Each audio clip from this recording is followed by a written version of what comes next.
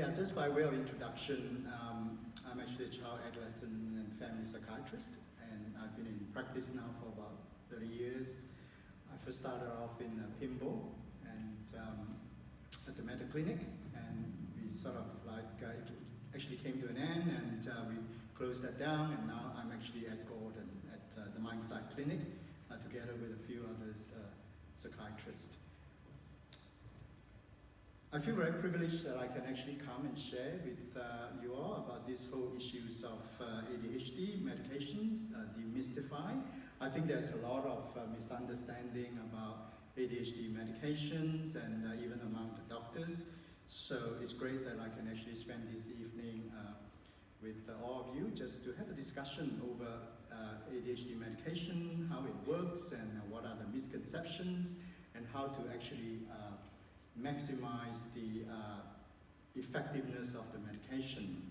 Because in my practice, it's not unusual that I have a young person sitting in front of me and I say, does it work, Johnny? You know, you're on 36 milligram of Concerta, and the person say, well, I don't really know.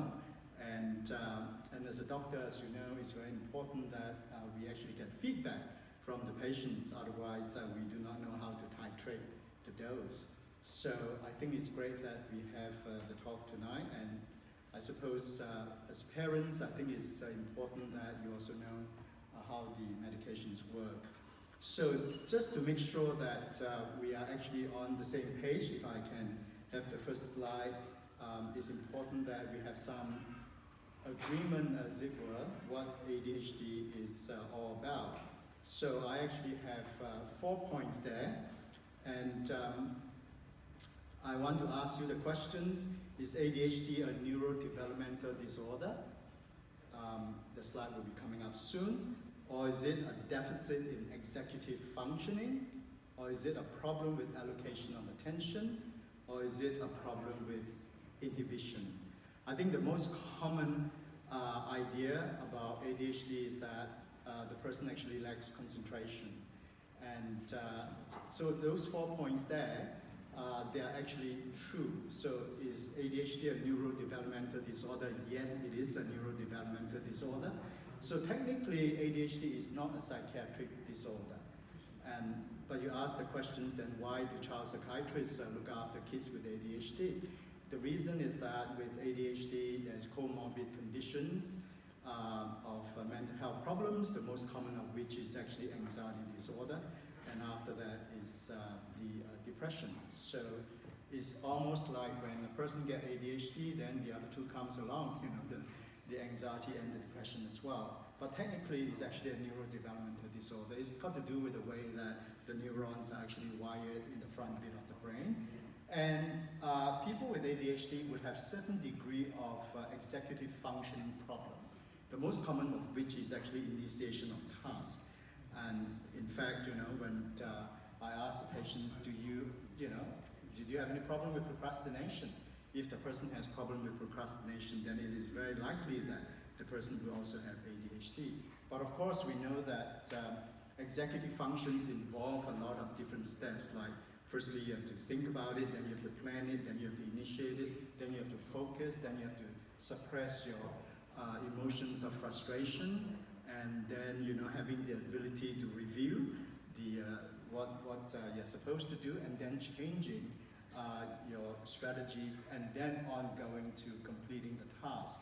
So not all ADHD have specific problems along that path. So some of them, they may have no difficulty in initiating, but then they may have problems in suppressing the frustration and then going on to review what they are doing.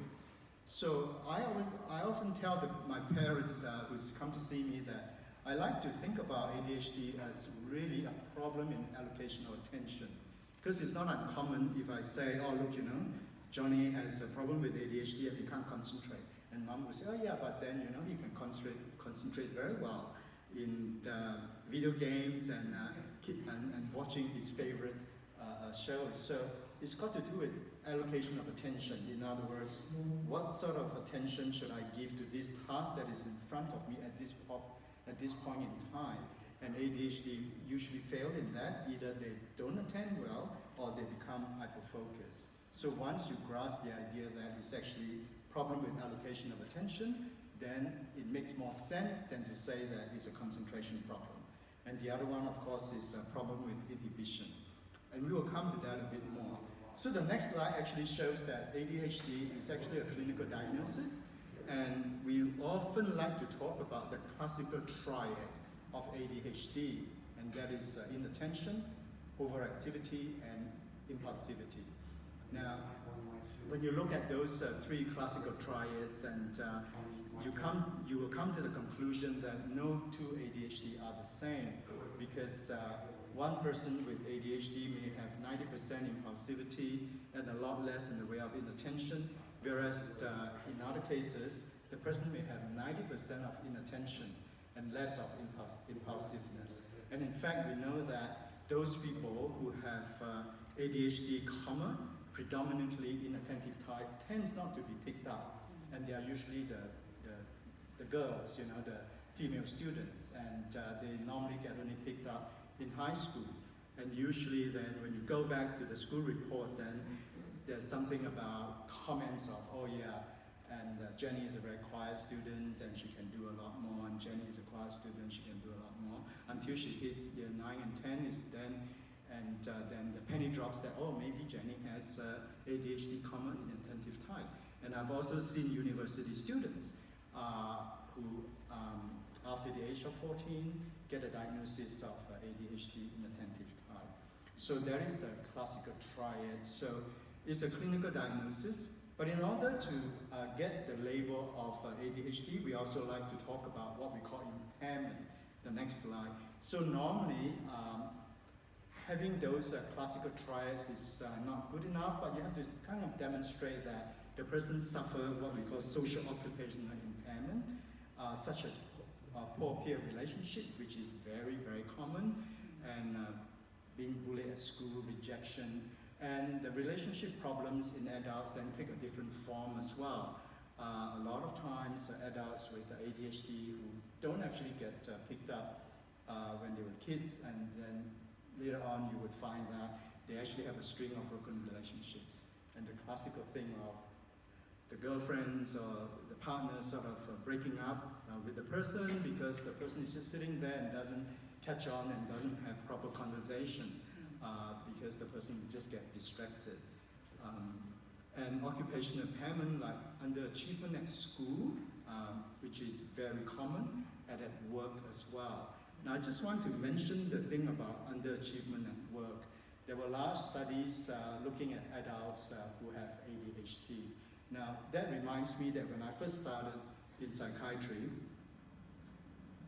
as a registrar and later on as a young consultant, so the general idea during those times, this is like 20 over years ago, that somehow you still have ADHD when you're at the age of 17 years and 364 days, and the next day on your 18th birthday, then ADHD disappeared. Then you can stop your medication. And but there are large-scale studies which shows that most of the people, they actually go on to have ADHD as an adult, but in different forms. And when you look at adults who have ADHD who are treated versus those who are not treated, then those who are not treated normally underachieve in their employment history. Basically because they either get upset with their boss, or their boss get upset with them, or they can't stay long enough to get a promotion, and there's usually a string of employments, and some of them may be like 1 or 2 years, and by the time you go and see a psychiatrist, it's like, you know, they might be the 10th job, and they get fired probably, you know, on those 10 out of 10 occasions. So underachievement is the classical sign. So I just want to quickly go through the inattentive symptoms, which all of you know, and not paying close attention to the task, carelessness, and problem sustaining attention, doesn't listen when spoken to, doesn't follow instructions, disorganized, and obviously also avoid tasks that require sustained attention, losing things, forgetfulness, and being very distractible. Now, if the person is highly intelligent. Sometimes some of those symptoms can be masked as well. I have actually seen a number of adults with ADHD who are high achieving, they're lawyers and barristers. I've seen some barristers and bankers. I've seen PhD who actually have ADHD, and they have predominantly the inattentive type, and they manage to sort of camouflage that because they're highly intelligent. And sometimes some of them actually leverage on other people. I remember a number of years ago I saw this sales manager, and he has ADHD, and I asked him, I said, look, how did you manage to get all your promotion? He said, I just get my secretary to do it for me.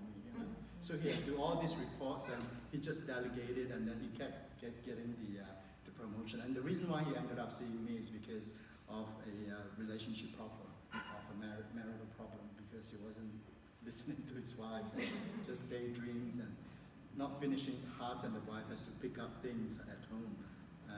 So the other one is the hyperactivity or the impulsivity. Classically, when I see the person in the room, the person will be shifting positions and tapping the fingers and crossing and uncrossing the leg, shaking legs as well. That's in the second slide, the next one. And inappropriate running and climbing. But obviously for adults, then they take a different form, right? I don't think any one of us have actually seen a 30-year-old climbing up trees. But they express their impulsivity and hyperactivity in other forms. So they usually like to take part in sports that is kind of like highly charged, and they get involved in a number of sports as well. And they talk excessively. So when you see a person who talks excessively, then suspect hyperactivity and ADHD. So when it comes to the diagnosis, as I say, is basically, the next slide will show that it's basically actually a clinical diagnosis. Okay, the history is very, very important. And not only the history is important, but also what we call the corroborative history. So when I see an adult, and in most cases it's actually a male that comes to see me, more often than not I actually ask to see the spouse or the partners, because I get very little from the man, because he would just say, well, my partner asked me to come and see you, and she say that I have ADHD. I say, well, how is the relationship going? Oh, yes, good, this and that. And then by the time I see the partner, then the partner would say, well, and he doesn't pay attention when I talk to him, and he can't finish conversations, and things get unfinished at home, and I actually have to pitch in there for him. So corroborative history is very important. I often look at school reports as well, and the classical thing of little Johnny is too active and he can do better, he should stop talking. And then you see, from year 1 to year 6, it's the same sort of comments. And employment histories for adults. Social history is very, very important as well. So sometimes we do look, in fact a lot of times we do actually look at psychometric testing. Psychometric testing is the sort of IQ test with the verbal and the non-verbal. So a lot of times if the person has an ADHD, the working memory is usually down. Now working memory is actually different from memory. Memory is just remembering something. Working memory is remembering something and using that thing to solve a problem. So an example of working memory could be if I say A equals 1, B equals 2, and 3 equals 3, then when I give you the alphabet, then you're supposed to convert it into numbers. So when I say CBA, not a bank, then you say 321. And I say AAA, then you say 111. That is working memory, because you have to store in your mind the symbol, the A equals 1, and then when I give you the alphabet, then you have to give me back the number.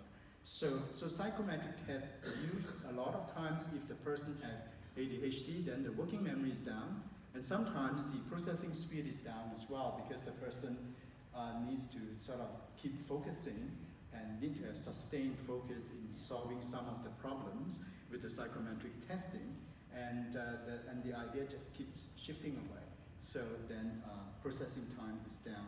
Occasionally we do the computerized testing like the TOVA, and some centers in Sydney, they do neurometric testing, pretty expensive, but I suppose then it's pretty impressive, you know, when you can see the red color and the green color.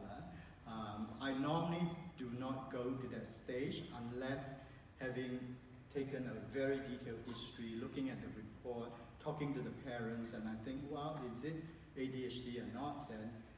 Then I might say, look, you know, let's go for a testing. So a lot of these sort of tools to help us to arrive at a final diagnosis, but I wouldn't say that some of this, like the neurometric testing, is definitive of ADHD.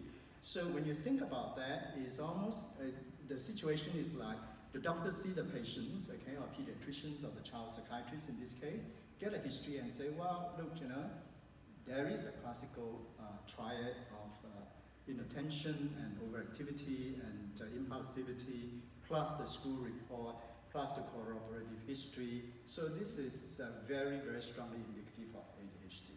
Then we will go on. That reminds me that recently I saw on, I think, one of the social media of how there's a long queue, I think, in Australia and Sydney for the diagnosis of ADHD, and a lot of centers are charging people a lot of money for that. And I don't think we really need to go down that path, really. I don't see any reason why we should actually do that. I know of people who have to pay thousands and thousands of dollars in order to arrive at a diagnosis. And I think when you ask most of the doctors and pediatricians and child psychiatrists, I think 96, probably 98% of us would actually say, well, it's still a clinical diagnosis, so go and see a good doctor and get a diagnosis. So the next one, I just want to share with you a bit about the developmental impact of ADHD. And I think that slide is actually very important. That slide is very important because firstly, it debunked the idea that when a person turns 18, somehow your frontal lobe gets mature, and then you don't have any more ADHD. Now, the second thing about that slide is that it shows that ADHD is actually a disorder which actually causes a lot of psychosocial problems for the person as well as for those people who are related to that person. For example, you know, as a child psychiatrist, I have actually seen kids who have difficulty because they have an ADHD father and who doesn't believe that he has ADHD, and get kind of like put a lot of his frustration onto the kids. So people are, so the idea of treatment is very important, not only for the person, but also for the loved ones in the family. And I'm sure as parents you know that your kids, you know, if they don't take their Ritalin or Concerta or whatever during the weekends, then it's like all hell's break loose, and you have to do something about that. And so there's a high degree of comorbid problems when you look at the slide. By the time the person go on to adolescence, there's usually a low self-esteem, and some of the adolescents would also use substances like smoking and drinking in order to deal with the sort of anxiety as well. And definitely by the time they become an adult, they usually underachieve. And as I said before, there is actually a string of relationship problems, not to mention the fact that the person also have low self-esteem as a result of a repeated failure. So by the time the person actually sort of have this sense that he or she cannot do anything right and come to the conclusion that he or she must be quite down. So that is actually the clinical side. So now I just want to quickly go through with you the brain side, okay? And you don't have to memorize that because I only revised that 2 days ago. I forgot about this, and then 2 days ago I dig it out and said, okay, I have to read through now. And so basically, the bit of the brain that is involved in ADHD is what we call the frontal lobe. Classically, usually I tell the parents, I say, look, this has nothing to do with intelligence. the frontal lobe, okay? The front bit of the brain is the manager of the brain. And or you can say that the front bit of the brain is the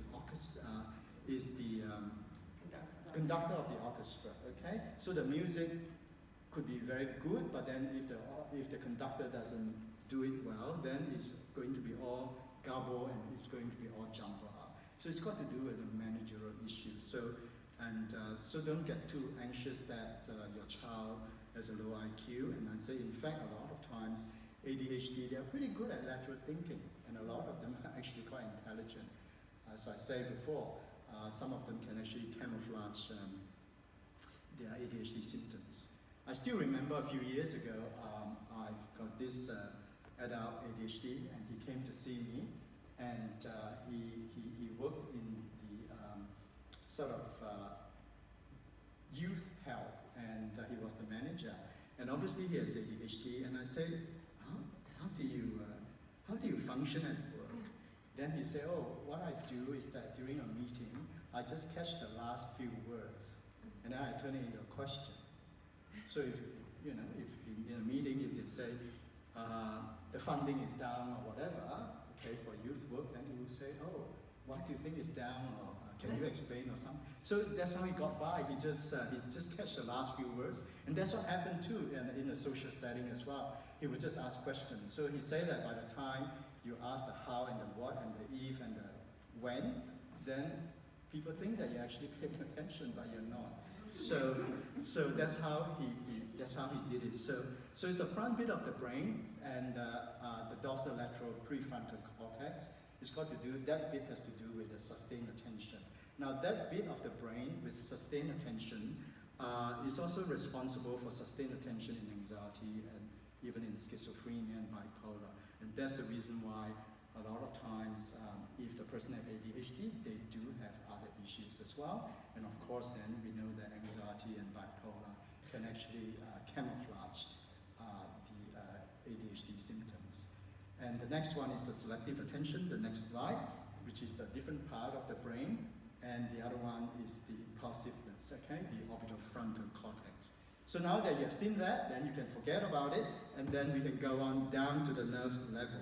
So the next slide which shows you the nerve, okay? And now, if you open up our brain and our peripheral nervous system, our nerves are not actually one continuous cord. There are neurons that speak to each other, and there's gaps between the neuron, or what we call the synapse. And the way that one neuron speaks to another one is through the release of a neurochemical, okay, those little particles there. And so it gets released at the bottom there, and then it gets captured by the other cell. And then it goes on and it goes down, and that neuron then would elicit some chemical reactions. And as a result of that, then you either get a feeling, or you get an idea, or you do something. So basically, that is how the nerve works. Now, the next slide will show us that the neurochemical that are involved in ADHD is quite easy. The dopamine and the noradrenaline, or norepinephrine. Okay, so dopamine is a sort of feel-good hormones, and is involved in the transmission of messages in the frontal lobe, and the other one is the norepinephrine, and norepinephrine has to do with attention. So now that you have kind of gone through the neurochemical and the neurology, I can give you a simpler concept. The simpler concept is this, right? The reason why we do certain things, we feel a certain way, we speak in a certain way, purely, if you want to be reductionistic, it's all due to chemical. So you have to imagine that you're a big test tube, okay? So all of us are just big test tube, like sitting here, and then chemical changes in your body, and then certain things happen. You feel a certain way, you feel bored, you feel excited, and you carry out certain behavior. So our body is just a big test tube with a series of chemical reactions. Now, in order to get that chemical reactions, then you need to have the chemical plus the receptor. It's a bit like the key and the lock. So you need to have the right key in the right lock, and when you can unlock that, then you get a certain chemical reactions, and then you do certain things, you feel certain way. Okay. Now the problem with is that a lot of medications behaves like a master lock, a master key. Sorry. So in other words, it opens many different locks. So the same thing in the case of, let's say, dexamphetamine. Okay. So not only does it open the lock to help the manager of the brain, the frontal lobe, to have sustained attention, but it also opened the lock a lot of times of the heart, and as a result of that, the person had palpitation, and then it also opened the lock in the stomach, and then the person actually has a decreased appetite. So that is what we call side effects. So side effects are just that, you know, the master key opens many locks, and some of those reactions you don't want, because you only want the one that's got to do with ADHD. But more often than not, most of the drugs, probably, in fact, all of the drugs have some chemical reactions, side effects, because it can open other locks. So just remember, if you can, you can forget about those diagrams on the anatomy and the neurons. Just remember that we are all giant test tube, and we have chemical reactions in our body, and that's how it works. And you just have to open the right lock. So now we comes to attention, okay? And so in order to pay attention to a certain task, the signal need to go from the neurons from one to another one that says you've got to do certain things, okay? That's what we call the signal. But then, apart from the signal, a lot of times our brain is actually quite busy. We call that the noises. So, like for example, sitting here tonight, I'm not too sure whether you're thinking about whether your kids are going to be okay when you get home, or I hope there is not too cold the night when I finish, or something. Those are the noises, right? But in order for us to attend to something, we have to allow the signal to get through, and then we have to suppress the noises. The problem with ADHD is that they have a lot of noises, and in fact, a lot of them have so many noises that they can't go to sleep. That is quite classical.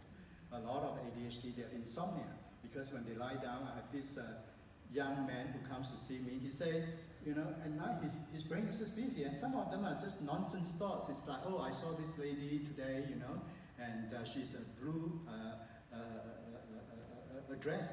Why did she have blue dress? Why didn't she have a green dress, or something like that? And so you have all these random noises that you can't actually switch off. So in order to attend, then you need to enhance the signal and suppress the noises. So the next slide will show you that both the norepinephrine, okay, the noradrenaline, and the dopamine, right, is involved in helping us to attend to something. So the noradrenaline actually helps with the signal, and the dopamine, the DA, suppress the noise. Okay, so it's quite easy. DA is starts with the letter D, so it's dampen. So dopamine dampen noises. That's how I remember. That's how I got through med school. So you need to. So depending on the sort of patients that you see, some patients they have a lot more noises. So which means then it's better to choose something which the drugs that has a lot more dopamine than norepinephrine or noradrenaline. Okay. So now, unfortunately, life is not as easy as that when it comes to medication. The next slide will show you that if you kind of like look at the end, remember that slide of the nerve cells? So when a neurochemical is released into that small gap, before it actually gets into the next nerve cells, it actually gets taken up, or what we call the transporter.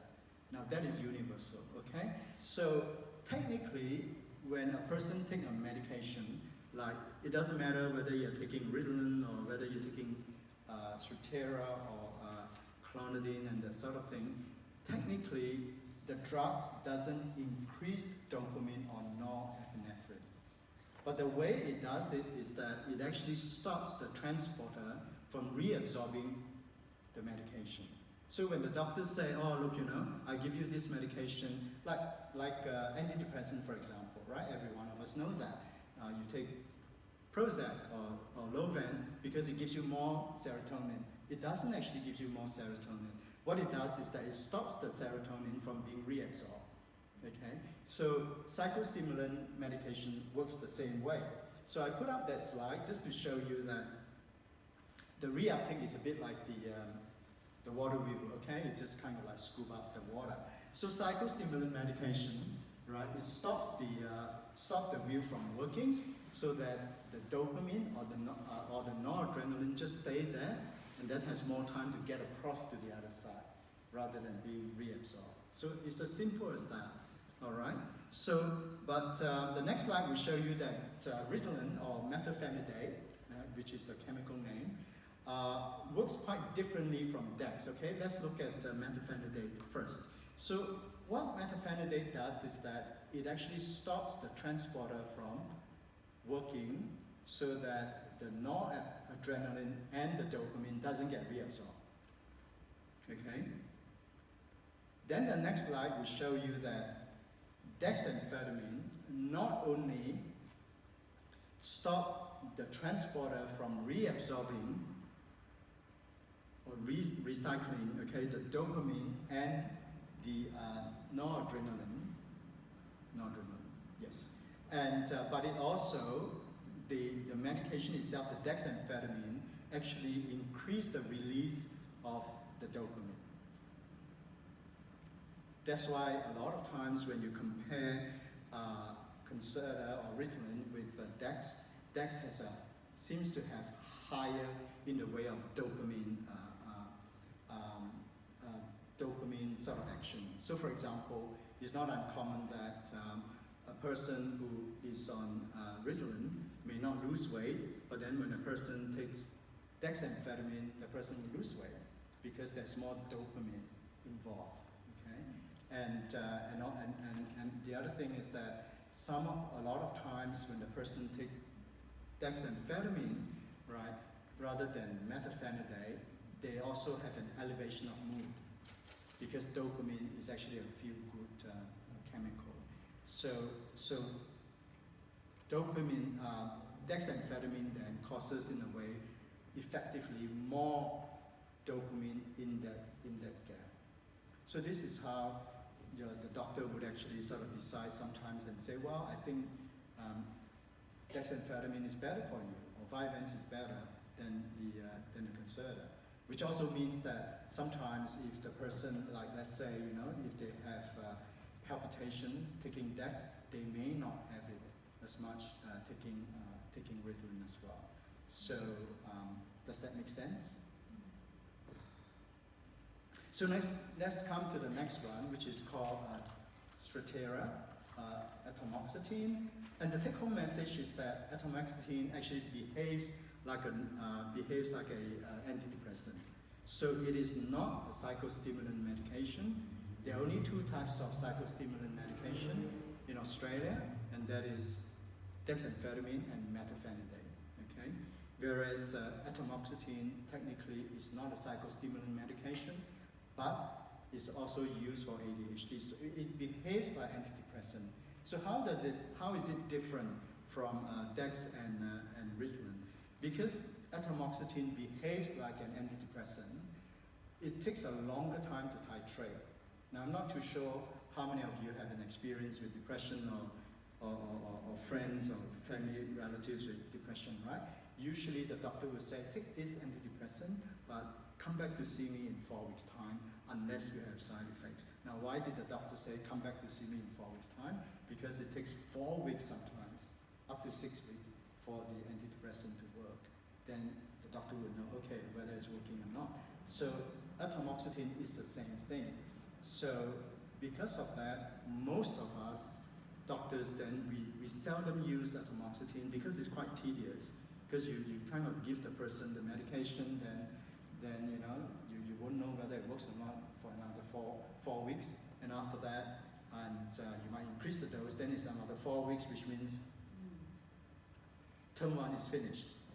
And so it's not as fast as Ritalin or dexamphetamine. Whereas the Ritalin and the dexamphetamine, practically with the short-acting one, right? The person actually comes back after 1 week and says, "Oh, doc, this works really well. Now I can sit down." But you don't get that with atomoxetine. Okay, so it behaves. So atomoxetine, because it behaves like antidepressant. It only works on the noradrenaline side. It doesn't actually work on the dopamine side. Okay, so it's kind of like single action. So, and of course the other one with atomoxetine is that sometimes the person actually has suicidal ideation as well. So if your child is on atomoxetine, if he gets a bit depressed, then you know that is probably the side effects of the atomoxetine. So the next one is actually clonidine. Now, technically, clonidine doesn't actually help very much with a lot of the symptoms of ADHD, but it's used more in conjunction with Ritalin and dexamphetamine. So for example, if the person is already on 54 milligram of Concerta or 30 milligram of Dex, and it's not improving, then you may add something like clonidine. Clonidine basically sort of helps with the signal by working on the alpha-2A receptor. Okay. So now clonidine is what we call a non-specific noradrenergic. In other words, it is that master key that opens up the lock. So clonidine then causes hypotension and also sedation. So because of that, we actually use the side effects for the good of the person. So, like for example, it's not uncommon that little Johnny may have Concerta in the morning, and then at night he gets a bit hyperactive. Then the doctor may use a melatonin or a clonidine just to help to settle him down.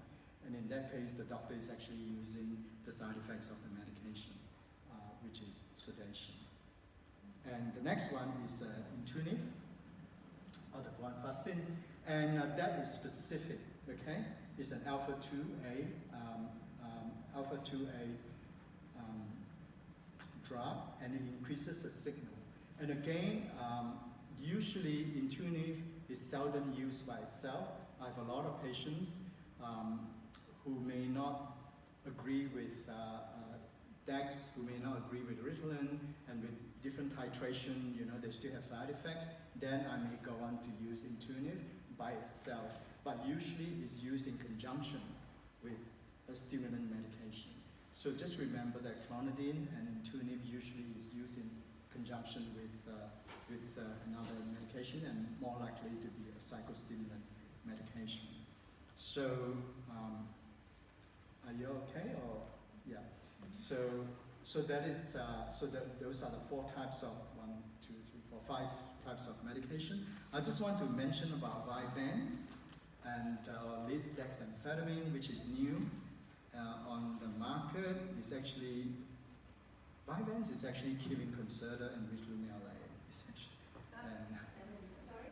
It's killing it, as in like getting prescribed more. They get prescribed more. They do get prescribed more because they seem to be more effective.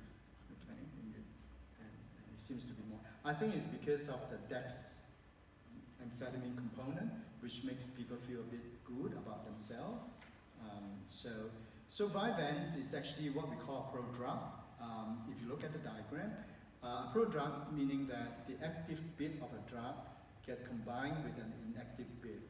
And in order for the drug to work, then you have to chop off the inactive bit. So the next slide will show you how Vyvanse, the one with the, before that. Yep. So the next one will show you how Vyvanse actually works.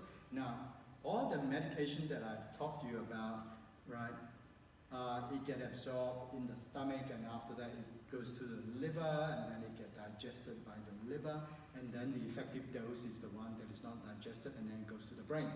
Now, Vyvanse work very differently. It actually gets absorbed in the red blood cells because in the red blood cells there is the enzyme, okay, that get rid of that lysine bit. Because when you attach the lysine, for practical purpose, you can imagine that Vyvanse is actually the bit that is inactive called lysine attached to the dexamphetamine. So it's useless, but it has to go into the red blood cells, and in the red blood cells, then there is the enzyme that breaks it down, and then the dexamphetamine bit get released. So that is Vyvanse, and so for practical purpose, then Vyvanse is actually long-acting dexamphetamine, whereas in the case of metaphenidate or Ritalin, there is the Ritalin LA, which stands for long-acting, and then the Concerta.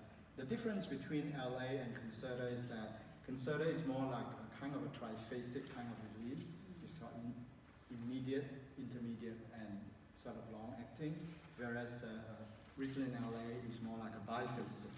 So Ritalin LA usually only lasts for about 8 hours, and sometimes might even be 6 hours, whereas Concerta can last as long as like 10 to 12 hours, and Vyvanse is the same.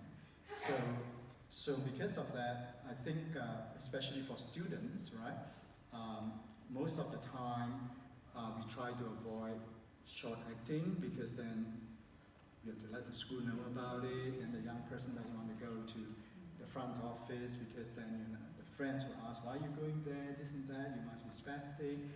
And so we use long-acting. So most of the time kids then end up getting a Concerta or a Concerta or a Vyvanse. Seldom ever Ritalin and Dex. Whereas I'm not too sure how many of you take the medication yourself, but I think it's worth a mention. Whereas for my adult patients, most of them actually prefer short-acting because the life of an adult is a bit more variable. Whereas young person is quite structured, okay? It's like go to school, 8:15, come home at 3:30. Whereas with an adult, it's like Monday is different from the Tuesday. So most of the adult patients that I have, actually they like the short-acting because they can actually customize it according to the activities of the day.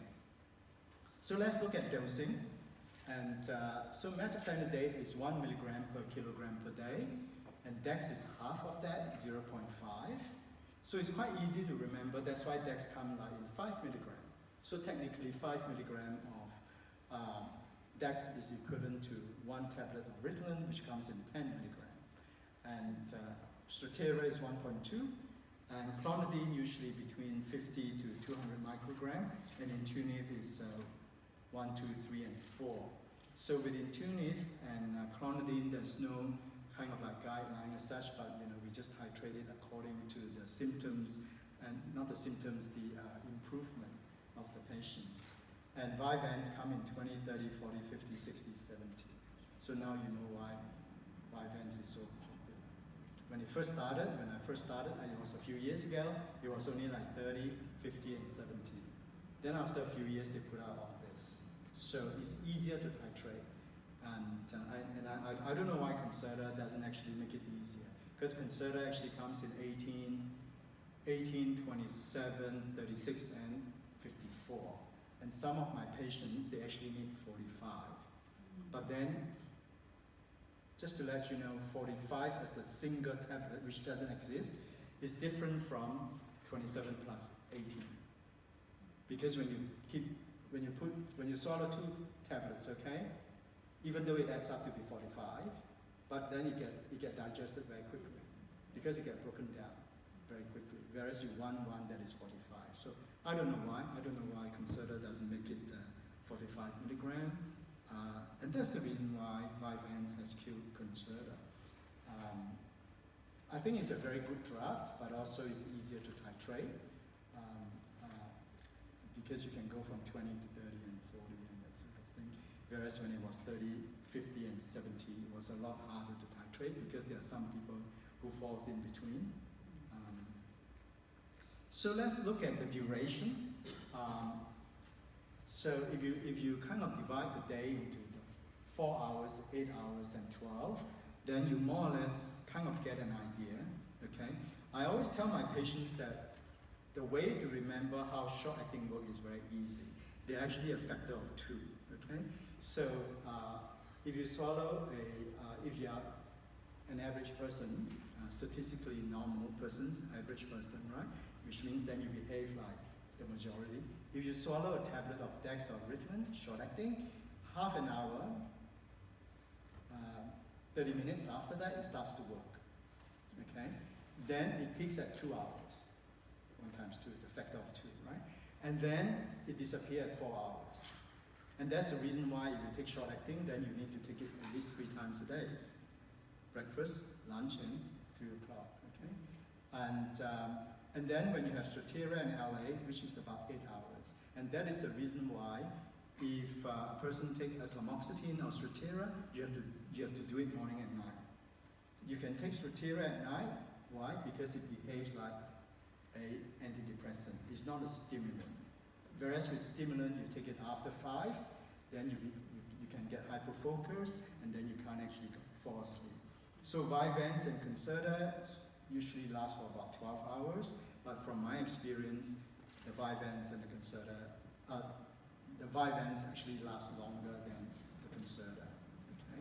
So sometimes, in fact, often, we actually combine the long and the short-acting. I'm not too sure like whether your kids do that, because everybody is a bit different. So like for some people, even though let's say you take a long-acting Vyvanse, it doesn't kick in for another 2 or 3 hours. So then we might kickstart the day with a dex, which starts to work half an hour, and then, or if it's a Concerta, then we give a Concerta together with a 10 milligram of the short-acting Ritalin. And then for some people, even though the Concerta or the Vyvanse is supposed to last for 12 hours, it may not. It may only last for 8 hours. Then you top it up at the end of the day. Give an extra dex for those people who are taking the Vyvanse, and give an extra Ritalin, short-acting Ritalin, for people who are taking Concerta, as long as you don't take it after 5 o'clock. Because most people, if you take it after 5, then it's a disaster. But I just want to mention about nighttime, evening, especially for adolescents. There's a lot of studies to show that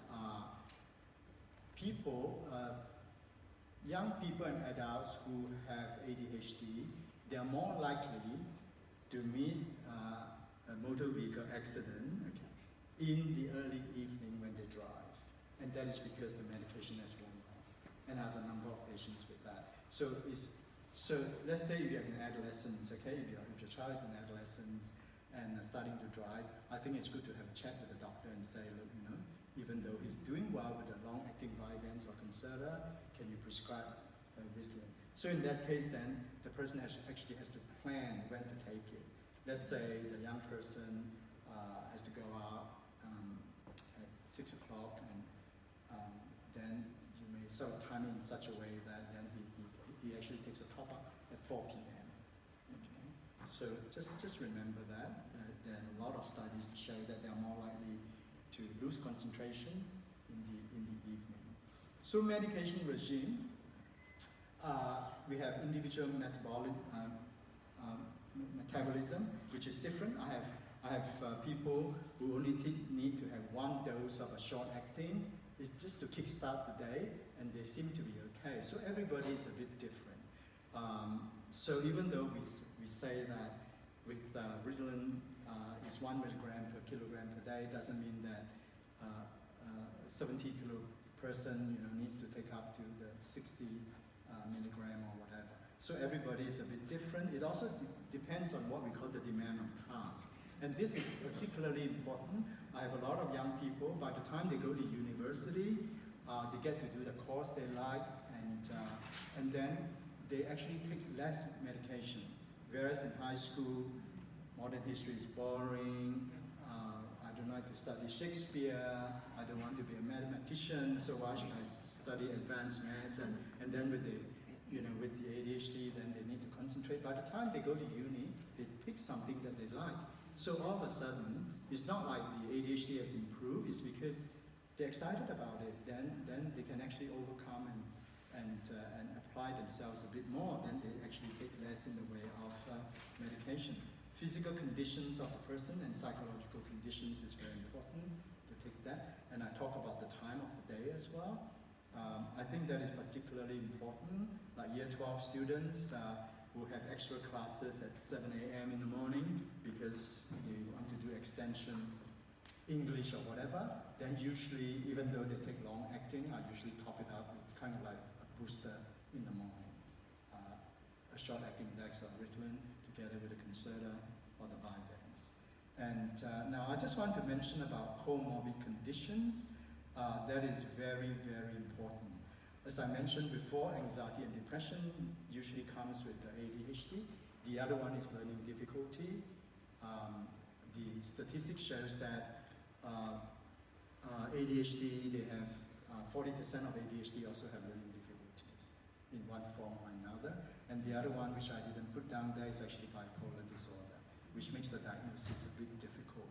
So a person who have an ADHD would end up taking the psychostimulant medication, plus or minus the Intuitive and the Catapres, plus other medication like maybe an SSRI for anxiety, which is quite common. And in the case of kids, we usually give them fluoxetine, or adolescents, then some sertraline. And sometimes, if the person actually have a bipolar, then we might add a mood stabilizing agent as well. So ADHD is actually quite, by the time you consider other factors and the comorbid conditions, it's actually quite tricky to manage. And by the time you throw in the anxiety, the depression, the bipolar, and the oppositional defiant disorder. So it needs a lot of patience, and obviously the child and adolescent